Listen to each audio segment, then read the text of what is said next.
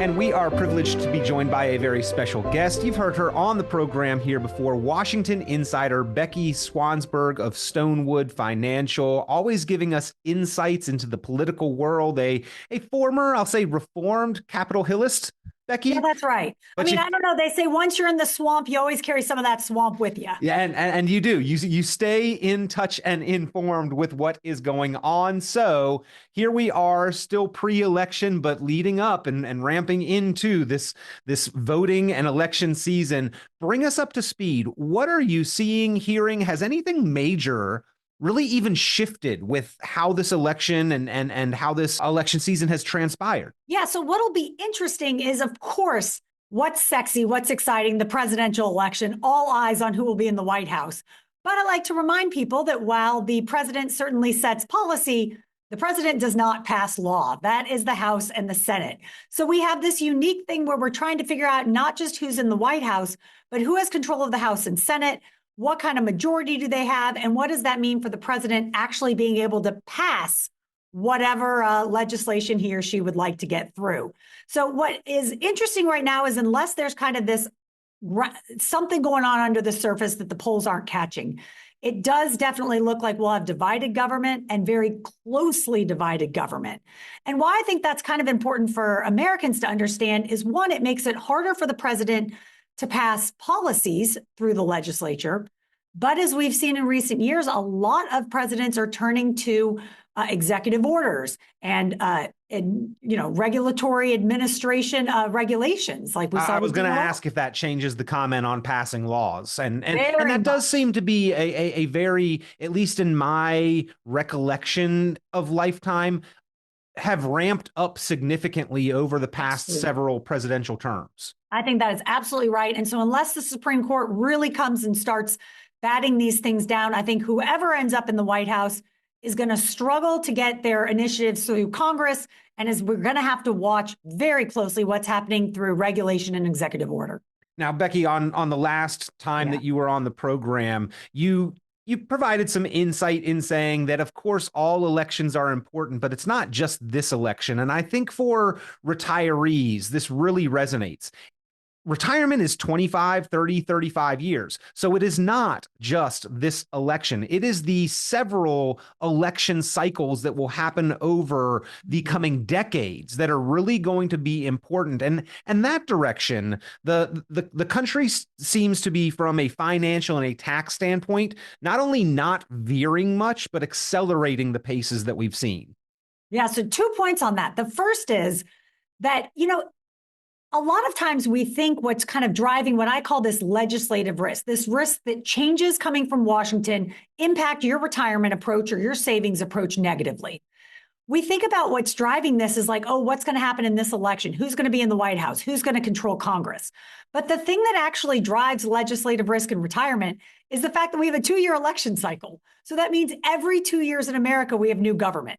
So whatever the environment is today, it could change 2 years from now. And that's why I think always with elections, it's important to look at what kind of legislation might come out of this administration.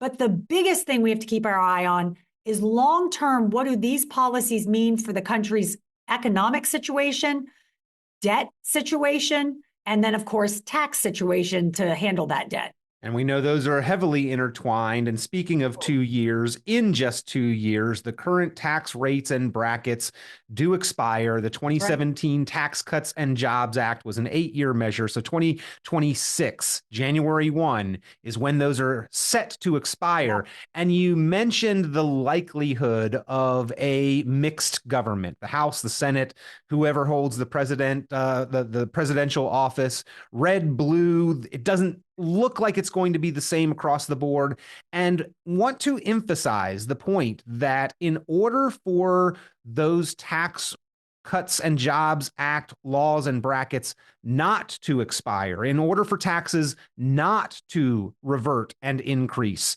there has to be new tax legislation that passes all three of those bodies. That's right. So it's interesting that Trump has obviously said that he would like to extend those tax cuts for all Americans at all income levels. Harris has said that she would like to extend it only for lower and middle class Americans. Of course, either president has to get that policy through Congress. So do I think they might come to some kind of agreement for some portion of America? Yes, but I think most of us need to start planning as though our tax bracket rates are reverting to their older, higher rates come 2026. Now, on one hand, that's depressing because I hate paying more taxes. You hate paying more taxes. Our listeners hate paying more taxes. But it does mean that we have this urgent, shrinking opportunity to do some tax planning if we're thinking about converting the tax status of any of our retirement assets. We can actually do so this year and next year at a discount, but we only have 2 years to get that done. So if any of the listeners has been considering kind of changing into something tax-free for a portion of their assets, the time is now. Yeah. And the 12% going to the 15% bracket, that is not a 3% tax increase. That is a 25% higher bill on the dollars that fall into that bracket. And then, of course, other brackets progressively change up the scale. The 22 becomes 25, 24 becomes 28. For a married couple, their first $200,000 of income on that amount, about an 18% higher tax bill. And so may want to look at realizing and optimizing and managing that tax bill now while we have this 2-year opportunity, Becky. Yeah, I will say right now, when you think about savers, they are used to diversification. Most of us have portfolios, there are retirement accounts that are diversified when it comes to the market. We have some in stocks and equities and some in fixed income, and we want to make sure that we're protected if the market goes down. When it comes to taxes, though, so many savers have all of the majority of their funds in these tax deferred vehicles. The massively popular IRAs and 401ks, have them myself. But I think what we're coming to realize is we made this big bet while we were saving that taxes would be lower in the future than they are today. That's why we deferred all of these taxes. And there's a real risk now that that might not be true for many savers, particularly savers that have done a good job saving for retirement. And so what we really need to do is bring this same concept of diversification to the taxes. Taxes are kind of, I think, the final frontier of retirement planning for many savers. And we just need to make sure that we have some hedge within our retirement approach against this risk of rising taxes. Because most of us think about taxes going up or down for personal reasons. Do I need more or less income? Where are my brackets going to be? But Washington can change the rules anytime. Mm-hmm. And we need to be aware that Washington has a lot of deep pressures on them to raise taxes, particularly on higher income individuals, and that could impact us and how much money we get to keep in retirement and how much goes to the IRS. Now, that's not to say that saving in those 401ks and IRAs has been a mistake. No. By and large, taxes have come down over the course of the decades of the baby boomers and the currently retiring working person's career, right? In the 1980s, taxes were significantly higher than they are today. It's just that now is kind of a change in paradigm and a shift in the likely direction of future taxes. And I've given my wife this analogy that when I go into a department store, if there are 2 racks with the same item on them, but one is marked 25% off, I'm probably going to buy that item off of the 25% off rack. However, I'm a pretty frugal shopper, and my wife makes fun of me that I'll go around a department store and pick things up and then decide, I don't really need that, and put them back regardless. But taxes are a compulsory purchase. We are going to have to pay them now or pay them later. So why not pay them when they're marked down and discounted, right? That is, taxes are on sale right now. So if you pay them off now, you're going to pay less than you would if you let them go forward. And, here's why I think we can expect from that we, just like you said, have entered kind of this era of rising taxes. If you look at the revenue that our government takes in versus the revenue that it spends, the problem is not actually political. It's not actually whether Republicans or Democrats are in the White House at its core. The problem has become demographic and mathematic. We take in about $4.4 trillion of revenue as a country. Over half of that comes from individual income taxes. That's primarily what funds our government. In the last fiscal year, our government spent $4.4 trillion. All of the money it took in, it spent on mandatory spending, things like Social Security, Medicare, Medicaid, servicing our national debt. So we are using up right now almost all of our revenue on these mandatory programs, which means anything Congress passes, which, by the way, includes defense spending, roads, transportations, bridges, all of that is deficit spending. And because we can't control the demographics of our nation, we have more Americans age 65 plus than at any time in the last 100 years. Because we can't slow down the people that need Medicare and Social Security, we have to raise more revenue. And most of that revenue is coming from income tax. And that is where I think we need to expect that we are entering into this rising tax environment. I can't promise it'll be just on income tax, but I can say overall our tax burdens as successful savers are going to be higher in the future than they are today. Now, Becky, do you feel that potentially shifts here as the demographics also show that we've reached that bell curve peak of the baby boomers? And so now, rather than contributing and deferring and delaying paying taxes, not only is the younger generation, it seems, going ahead and preemptively, voluntarily prepaying taxes and using the Roth option for their retirement savings, paying income tax on their income, saving in a way where income tax is collected as they go. But the baby boom generation and those in retirement are also now beginning to reverse course, making taxable withdrawals. Does that have any impact on the fact that all of our money is spent before Congress even sits down and whispers about spending any additional money? I think what it says is like Americans are getting a little tired of dodging bullets coming out of Washington. It's like every time Congress meets, we're like, oh, I hope you don't pass any legislation that could negatively impact my savings, my retirement, my tax status. And that Roth being able to convert into some things that are tax free, it just buys out the government from that portion of your retirement. And I think what people want to do is they're saying, I don't want to dodge these bullets when Congress meets. I want to kind of get this money out of the line of fire.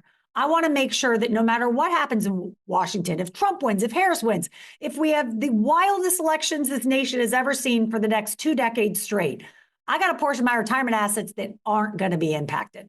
Financial confidence is about eliminating as many variables so that you've got a known outcome and as beneficial an outcome as possible. Taxes, if you leave them deferred, you're in that business partnership arrangement with the IRS where they get to control all of the rules and change those rules on you. So you've got a great report, and we're going to make that available in a link below today's podcast, or you can contact us. But one of the things it emphasizes is that the rules under which you saved the money could be changed by the time you withdraw the money. And that's kind of a scary factor to consider. I tell people all the time, whether we realize it or not, the tax code is written in pencil. And Congress has this gigantic eraser, and they are constantly changing it. And the rules that you were promised when saving are almost guaranteed the tax code will not be the same when you withdraw. It's just a question of if those changes impact you. And, as you mentioned, really what we're trying to do when we plan for retirement is not plan for the best of times. We want to make sure that if things don't go as well as we plan, Murphy's Law, retirement is still okay. We can still live the life we need. And when it comes to taxes, that's making sure we have some hedge against this risk that taxes could be higher in the future.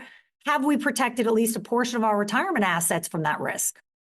What do you think are maybe some of the biggest, best opportunities that the American saving investing public should be paying attention to right now? Or maybe some of the dangers on the horizon that we're hearing about that you don't know if they are really as dangerous as they're made out to be? Yeah, I'll tell you one thing that I think is very interesting, because we're hearing a lot of discussion about the estate tax and the estate tax exemptions. Of course, those higher exemption rates are also set to expire with the Tax Cuts and Jobs Act expiring in 2026. But while that impacts many savers with large estates, those exemption rates are going to be cut in half and then adjusted for inflation. I like to remind people that one of the largest estate taxes that most of us will end up paying is actually income tax. Right. Because how many trillions of dollars in the US are going to be passed on to the next generation through excess funds in an IRA or a 401k? And so I think that this rising tax environment doesn't just impact us, it impacts our heirs and our kids as we're leaving funds to them. And it's almost this hidden stealth tax increase. If you remember during the Secure Act in 2019, Congress actually changed the rules on if you inherit an IRA. And it used to be you could take that money out whenever you want. Congress changed the rules and said for most people within 10 years, you got to drain that account. So we now have less ability to manage those taxes as it benefits us. And if those tax rates go up, a lot of this excess IRA money that we saved more and we want that to go to our kids is going to end up a lot less of it actually getting to them if we haven't done some kind of planning around that. Now, I talk to people and hear all the time, well, it's not my goal to leave a lot of money to my kids, which is fine. Not a selfish notion in any way. I do not feel, enjoy your money, spend your money during your lifetime. But the truth of the matter, the bottom line, Becky, if somebody has a plan for lasting, enduring financial confidence through their lifetime, more than likely something is going to be left behind. So why not understand these rules, plan efficiently, and not leave the IRS as your largest beneficiary? I agree. You may say you don't want to leave your kids a lot of money, but I guarantee you'd rather your kids have it than the IRS. Yep. Hey, what about this talk of unrealized capital gains? Yes. I know that has been in the news cycle, in the headlines a lot recently. What do you make of that? Is that a realistic conversation? Could that come to fruition? Yeah, it's interesting. We have seen the Harris campaign back off of that talk a little bit in recent months. Some of it is very difficult to define and implement. There's a lot of challenges to that. I do think, though, that it uncovers this kind of latent risk, which is where is the government going to look for more money? The number one place, I think, is in tax-deferred retirement plans, which I'm not bashing them. Look, I have IRA money. I've got TSP money, which is like government 401k money.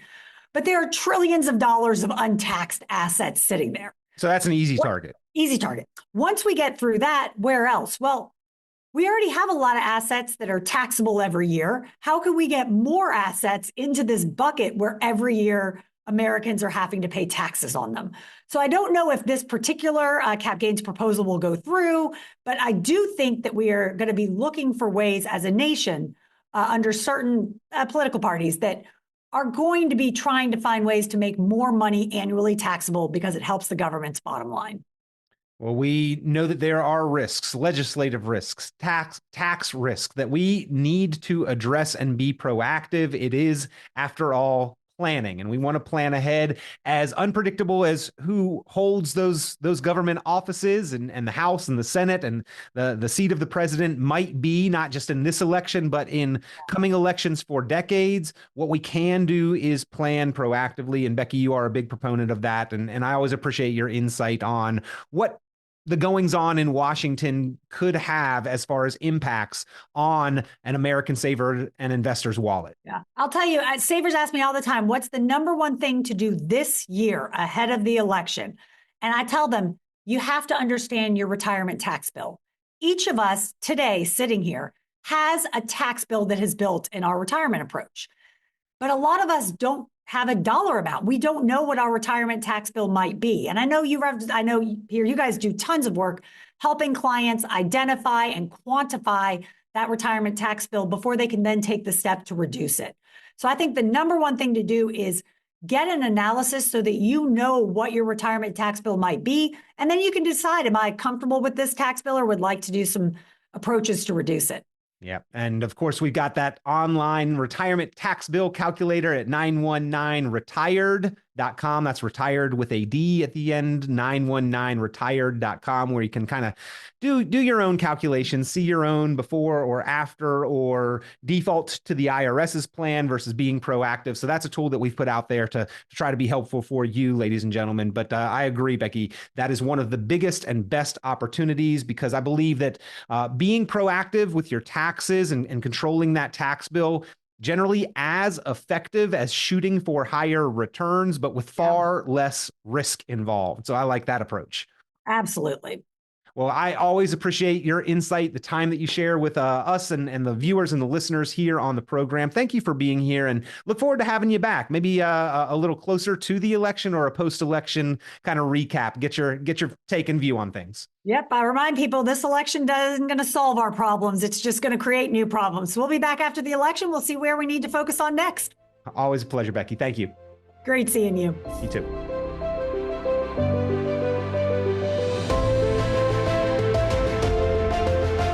Hey folks, Peter Rashan here with Rashan Planning. So glad that you are enjoying the podcast, Planning Matters Radio. You know, one of the tools that we've put out there that people really seem to appreciate and really are finding of value is at 919retired.com. It is your retirement tax bill calculator. If you've got any kind of retirement account, your tax deferred 401k or IRA, this is the website, this is the resource where you can go, you can plug in your own numbers, your information, you can slide the tool calculator up and down for your tax rate or your amount of savings and see what your tax bill is likely to be if you default and defer to the IRS's plan versus what you could potentially bring that tax bill down to. A lot of times it is a very significant savings. So if you have not yet, go to the website 919retired.com, run your numbers on the retirement tax bill calculator. This has been Planning Matters Radio. The content of this radio show is provided for informational purposes only and is not a solicitation or recommendation of any investment strategy. You are encouraged to seek investment, tax, or legal advice from an independent professional advisor. Any investments and/or investment strategies mentioned involve risk, including the possible loss of principal. Advisory services offered through Brookstone Capital Management, a registered investment advisor. Fiduciary duty extends solely to investment advisory advice and does not extend to other activities such as insurance or broker-dealer services. Advisory clients are charged a quarterly fee for assets under management, while insurance products pay a commission, which may result in a conflict of interest regarding compensation.